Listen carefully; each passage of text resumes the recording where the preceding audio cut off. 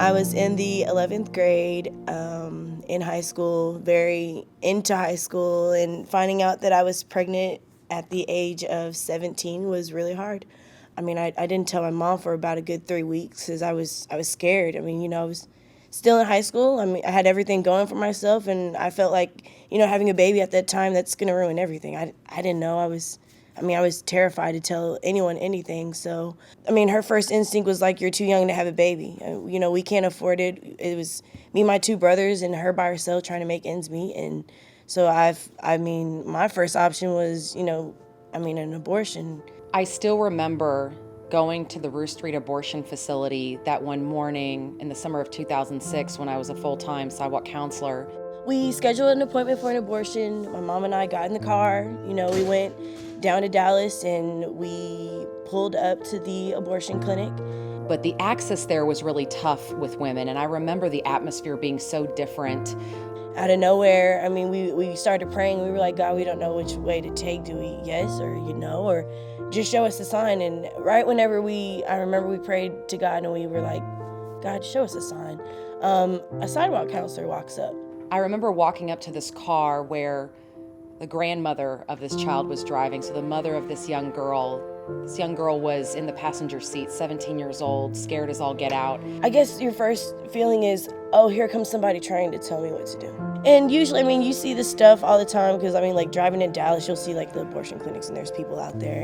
And half the time it looks like harassment because they're like, oh, my God, don't do this to yourself. And it's like you hear it over and over and over, and it's kind of like, okay, whatever, I'm going to do what I want. And I still remember approaching the car and doing kind of that universal roll down your window sign and leaning in and saying, hi, my name is Lauren. I want to let you know that we love you, we've been praying for you, and we've got real help for you today. I really don't know what's going on with you guys, but there's hope. Just, I guess, hearing that word hope, I think that's what anyone in the world's looking for if they're going through things like that. It's like, where can I find salvation in this? Someone come save me from this. Just every word that she said, it was just like God himself just coming to speak peace into our lives. And I remember them sharing a little bit about their story. I asked them, what brings you here today? What's going on? And, they were just deer in headlights. She was scared. She was hormonal. She didn't know what to do. Only 17. How are you going to make ends meet? You don't have a job. You don't have a car. Do you have a place to live?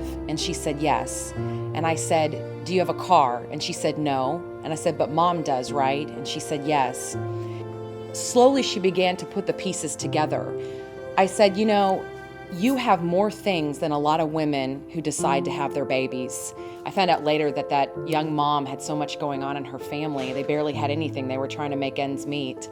But I remember at one point, after just helping them put the pieces together to show them how indeed they could do this and all of the resources at the local pregnancy center that was just right next door to that abortion facility, at one point she jumped out of the car, threw her arms around my neck and said, okay, let's go get a sonogram. I remember they let me see the sonogram, and that right there just opened my eyes to be like, wait a minute, there's a life inside of you. I thought to myself, no kidding, at that moment, I bet she's having a girl.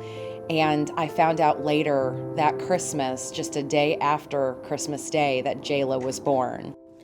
Having my daughter's, it was a life changer. This past spring, I had the privilege of reconnecting with that young mother and actually meeting Jayla in person, and I'll never forget it. Now she's 7, and oh, she is just joy. I could cry right now, to be honest, because she's so special.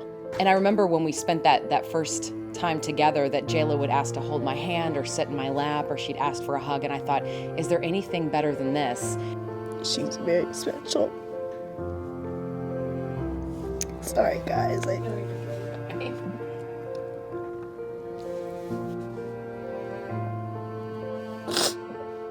I just don't know what I'd do without her, because she's perfect. This little girl had come so close to becoming a statistic. So many times I've had this scenario run through my mind. What if Jayla wasn't here? What if her mom had never gotten to experience this precious little girl? God, if I was to, like, just the thought of abortion is just like crazy. Like, why would you ever think to do that to anything, to anyone? I realized then that every sacrifice I had made that summer to be out on the sidewalk was worth it.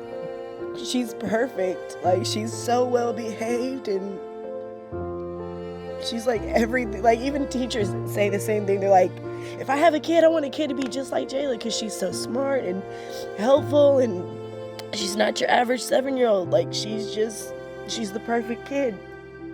You know, one thing that Lizanne shared with me later is that if a sidewalk counselor had approached her and had been angry, was there to shove signs in her face, yell at her, condemn her to hell, or tell her she didn't know what she was doing and, you know, she was a murderer or whatever it may have been, that she would have actually run directly into that abortion facility. Then I believe I would have aborted her.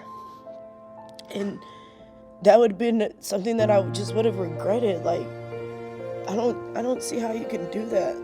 So it just made such an impression upon me to hear that later from her, that the reason that her little girl is here today is because a sidewalk counselor was loving and peaceful and gentle and willing to love her into a different place.